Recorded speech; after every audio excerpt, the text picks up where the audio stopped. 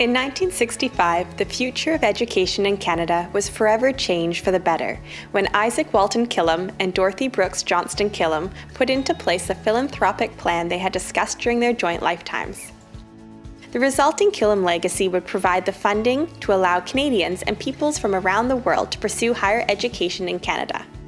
Mrs. Killam was a vibrant but shrewd person who enjoyed entertaining and swimming at an Olympic caliber. She was born and raised in the United States and came to Montreal in her 20s, where she met her future husband, industrialist and financier Izaak Walton Killam. I.W., an avid angler, was as private as Dorothy was vivacious. From a humble family in Nova Scotia, he moved to Montreal and began acquiring industries across the country and internationally, predominantly in power and pulp and paper. He died in 1955, leaving approximately $50 million to the government, which they agreed to use to help launch the Canada Council for the Arts, helping the Killams to have as much of an impact on the arts and culture of this country as they later would on higher education.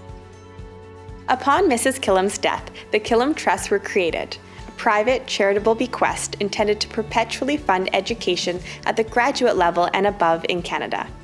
In the words of Mrs. Killam's will, "My purpose in establishing the Killam Trusts is to help in the building of Canada's future by encouraging advanced study.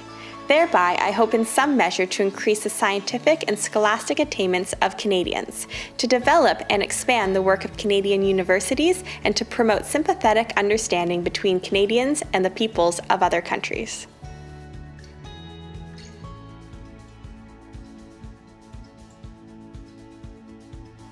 By giving Dalhousie the largest portion of the gift, a nod to her late husband's Nova Scotian roots, Dorothy Killam was instrumental in supporting the university's transformation from a little college by the sea into a national university with a robust research agenda.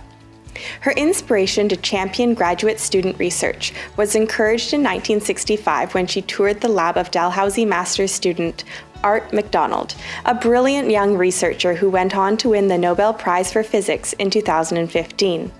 She took great interest in his work.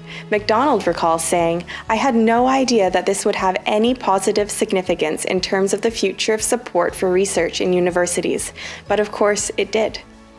The Killam Trusts marked their 50th anniversary last fall. At Dalhousie, they have provided more than $85 million in funding to almost 1,800 graduate students and postdoctoral fellows, enabling them to make a difference in fields as varied as immigration policy, climate change, and cancer research.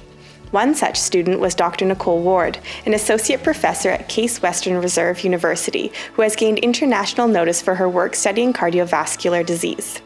Dr. Ward noted that her scholarship was a launch pad for success, saying receiving it was like being told, "You have that it factor." That recognition was a stepping stone for every award or grant I've been given since, because I had already been vetted by something as prestigious as the Killam Trusts.